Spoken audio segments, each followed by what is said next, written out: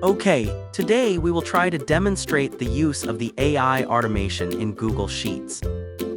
Here, I have made a Google Sheet template, which is a business model canvas. It has various fields.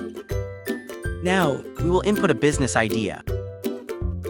For example, when we have a business idea, such as wanting to create a mobile app for the flea market, we want to know how it can populate the information in the various fields, whether it's value proposition, customer relationship, key activity, customer segment, and so on. Just wait a moment. And we will run the AI. It will then fill in the information from this business idea. So, here it starts by doing the value proposition. Then it does the key activity and key resource.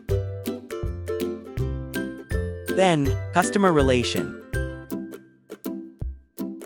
channel, customer segment. Next, key partners. And then it will work on the revenue streams and cost structure for us. This will give us a rough picture of the idea, that from the initial concept. The business model idea can be put onto the canvas by using the AI to help fill in the information. Then we can revise it. If we don't like it, we might change the idea, or we can take this and continue to work with it.